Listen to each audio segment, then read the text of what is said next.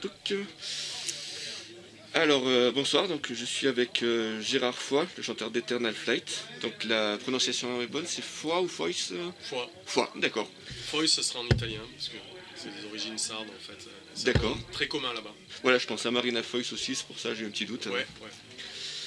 Donc, alors nous sommes au Metallian Store de Grenoble, où vous venez d'effectuer un set acoustique, suivi d'une séance de dédicace. Quelles sont vos impressions à chaud?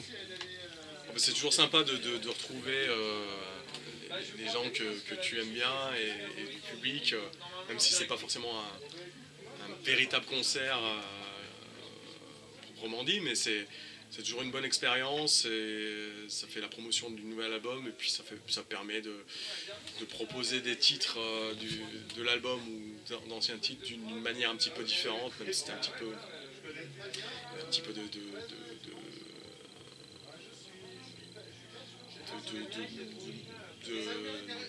d'exploration sur les titres en acoustique, parce que c'est vrai que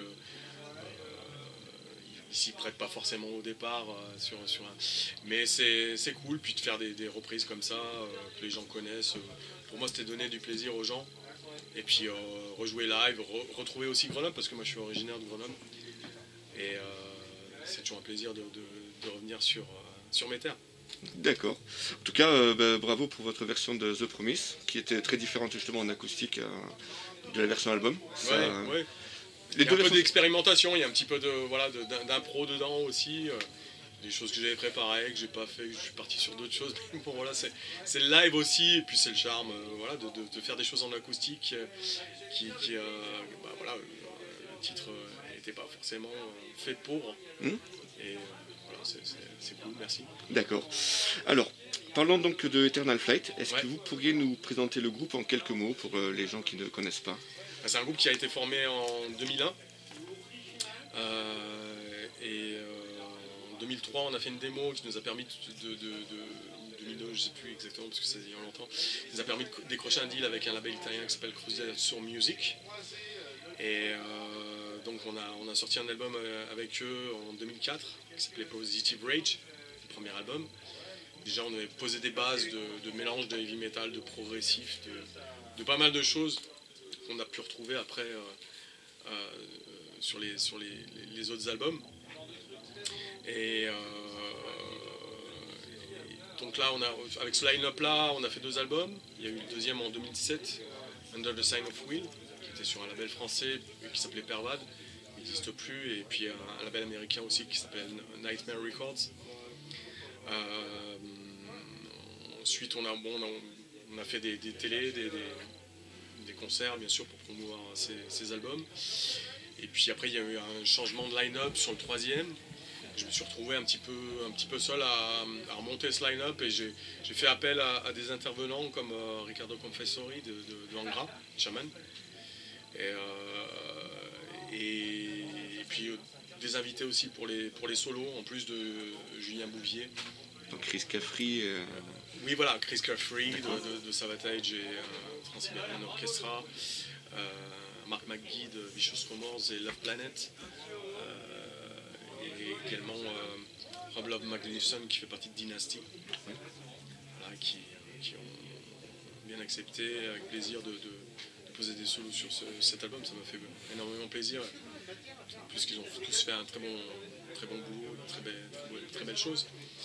Et donc voilà, avec cet album-là, après j'ai remonté un line-up pour tourner. Et en 2013, parce que l'album est sorti en 2011, et en 2013 on a eu l'opportunité de tourner avec Circle to Circle et Nightmare sur 3 semaines en Europe.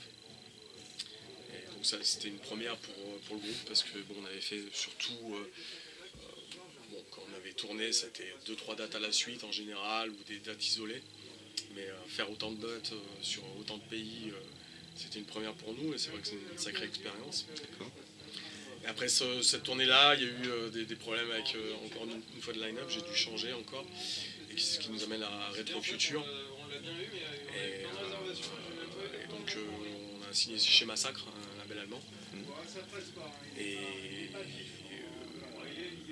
voilà, et en 2021, un nouvel album pour Eternal Flight, qui a été un petit peu retardé par Le Covid. les événements qu'on connaît, les confinements, les difficultés à sortir un album avec cette période. Et puis aussi dû au fait qu'il y a eu un des guitaristes qui est parti. Et moi j'ai pris la suite à la guitare en plus du chant. D'accord. Bon, je pense qu'on pourra aborder un petit peu tous ces points par la suite. D'accord, ok. Donc, je sais pas si ça répondait à ta question parce qu'après je me suis un peu perdu, mais Oui, voilà, bah, tout à fait. Donc Survive, votre 5e album, est sorti le 17 septembre dernier. Ouais. Il s'agit d'un album concept sur le bien et le mal assez poussé, où votre mascotte, le Morphénix, semble y jouer un rôle important. Pourriez-vous nous en dire un petit peu plus sur l'histoire? Ouais, en fait c'est parti du...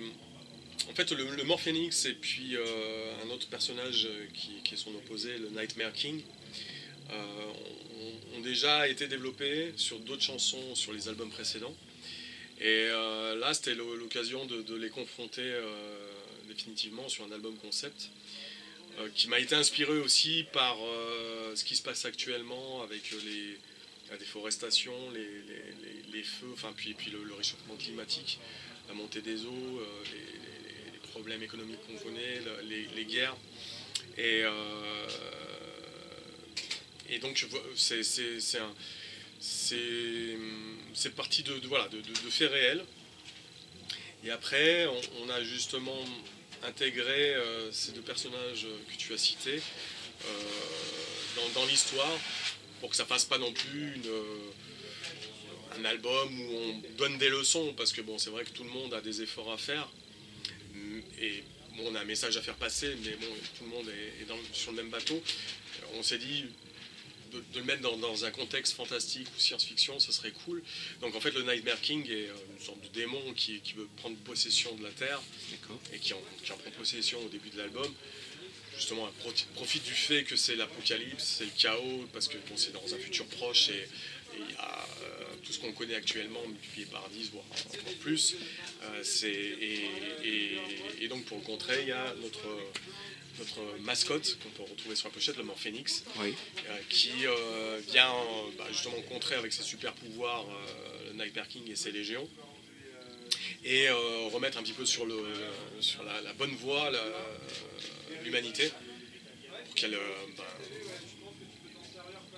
réutilise son potentiel d'une manière plus positive que ce qui l'a conduit à cet apocalypse, et en lui donnant le choix également. Et voilà, c'est aussi un petit peu ce qu'on dit à la fin de l'album. Children of the Earth, on est tous les enfants de la Terre, et pas du profit et de mettre à sac la planète aussi, quoi. D'accord. Et même l'être humain, enfin je veux dire, faut remettre au centre l'être humain, quoi. D'accord, et du coup sans spoiler, je fais une petite coupure. Ouais. Hop.